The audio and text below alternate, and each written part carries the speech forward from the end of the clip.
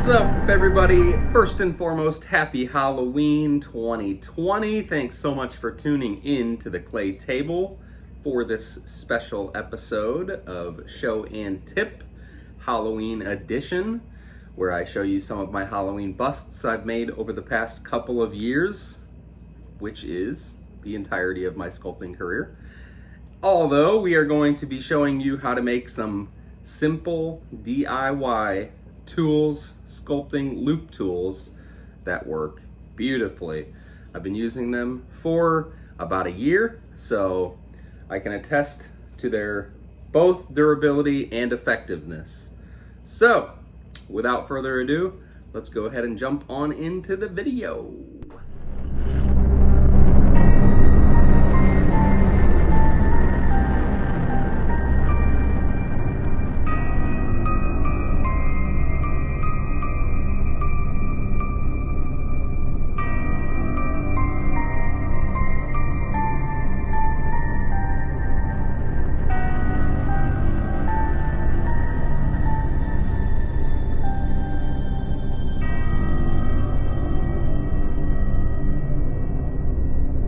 All right, everybody, as you may or may not have seen in the thumbnail of this video, we're going to go ahead and hop into the tutorial part of this episode of Show and Tip, which is making your own loop tools.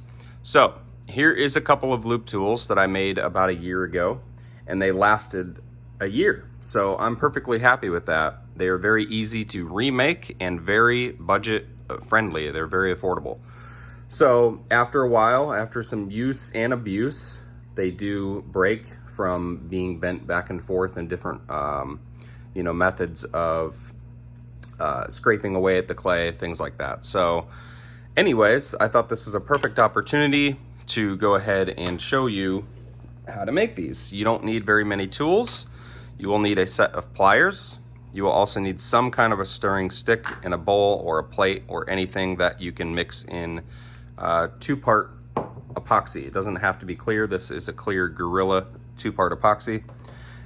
Some form of, whether it's cut off a Q-tip, you can use these are little skewers. You could use anything that you can apply the two-part epoxy into the tool. So, be creative.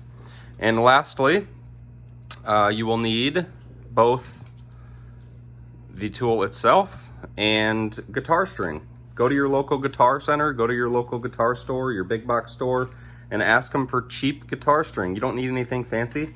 They run you maybe $1 for a string, and I have here a collection of them. So there's various different sizes of strings in this one, but again, they're very, very, very cheap, and you get a ton of it because guitar strings are really long. So that works out. This is a heavy serrated bass tool, not a guitar tool, and I prefer them for really roughing the surface like this one. So, but we're gonna focus on loop tools that are a little smaller in diameter, but they are all still serrated. I don't know if you can see the serrations. So yeah, let's go ahead and get on into it, and let's create a couple and show you how to save some money. Okay, so for these couple of tools, I decided to go with a couple of medium gauge. I'm not exactly sure of which guitar string it is. I'm not a musician, so forgive me for that. Some medium gauge and more fine gauge for these two. So let's set those aside. What we're gonna do first is prep our original tool. This is, you can get these at big box hardware stores. So I got this at Home Depot. It is in the aisle that is with metal fittings. It's going to have metal valves. It's going to have metal fittings for different applications. You can ask, their local staff there to help you out and find them. So, like I just did there, you're going to want to apply a little bit of pressure and take out the bristles used for the brush. And if you want one side to be a brush, you can do that too. That's totally your choice. So you just put a little pressure there and loosen up the fitting so that you can easily pull out the bristles. I don't need the bristles, I have paint brushes for those things. All right, the next thing you're gonna do is you're gonna take your guitar string and unravel a little bit of it. You don't need much, approximately around that right there, which is, I would say, give or take 4 inches. You're gonna take your pliers, and right here on your pliers, your little wire cutter section, gonna give that a snip, set that down. And this is a little bit thicker gauge guitar string, about the same size. We're going to set both of those down there. Okay, so now what we're gonna wanna do is make sure you have supervision for you young ones. You're going to put our 2-part epoxy and squeeze some into this bowl. So you do not need a lot, and then make sure that you cap that back off so you don't spill any and cause a mess. So this is what your stir stick is for. You're gonna wanna mix that 2-part epoxy to where it causes a chemical reaction where it hardens in approximately 5 minutes. Different epoxies will harden in different time lengths. This one is 5 minutes, so. Okay, easy as that. So what we're gonna do is take our little skewer here. We are going to pick up a little bit of the epoxy, and before I put the guitar string inside the tool, I like to add some epoxy deep down, not deep down, but inside. There's a little piece of hair in there from the bristles, and then I'm going to do that once again. I'm going to put a little bit more inside the tool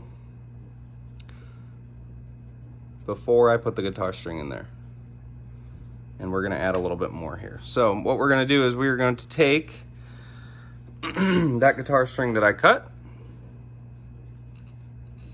and bend it and put it in there and keep on sliding, keep on sliding, keep on sliding, keep on sliding until you have whatever shape you want as a loop tool. So this is good for me. I've been successful with this style of loop tool for the year that I've been sculpting with Monster Clay.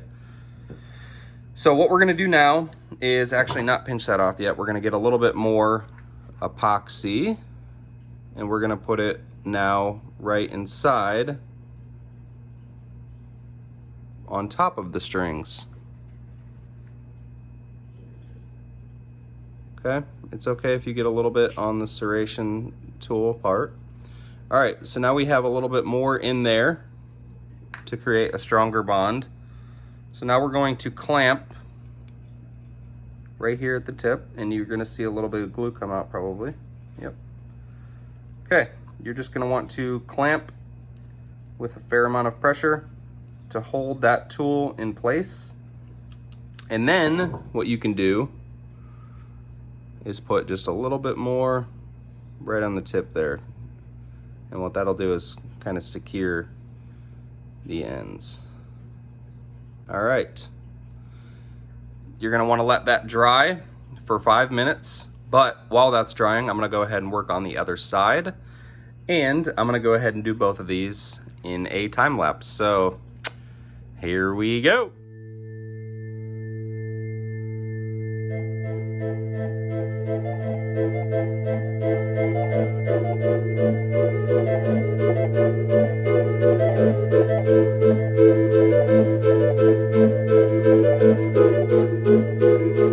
All right, guys, there you have it.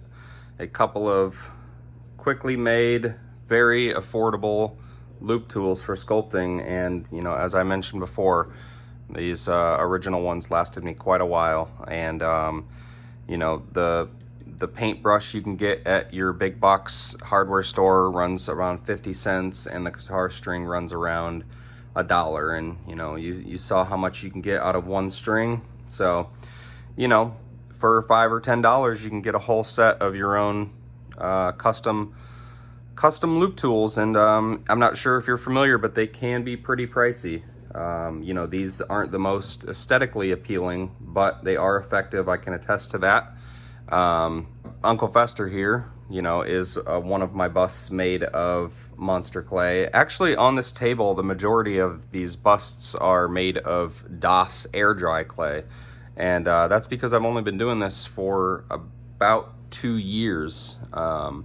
So Pennywise, the chapter 1 version, not the original, he was one of my first. This guy right here was one of the first ones made, and you know, I can see it. People tell me he looks okay and he looks good, but man, compared to Uncle Fester there, I've come a long way in 2 years. And he is hard to the touch, and Uncle Fester is soft like skin to the touch. So also the creature from the Black Lagoon was made shortly after Pennywise. So yeah, so I've learned a lot, and I'm continuing to learn more. So I absolutely love this hobby. I fell into it and had to do a lot of research. I self-taught myself how to do all of this by watching videos online and learning processes such as this. So yeah, if you're interested in this hobby, go for it. You know, try it. Like I said, these were a couple of the first ones that I did, and I had no idea I could do this. Just take your time and do the research necessary to learn, you know, what medium that you're interested in, and yeah, ask questions. All right, everybody, thanks so much once again for tuning into the Clay Table. I hope you learned something today. Thank you for joining in this special episode of Show and Tip, the Halloween edition. I hope you guys stay safe, and I'll see you next time. Hey, no, you're supposed to be, no, get down there. No. He's trying to jump ahead of himself, the next bust. Stay tuned.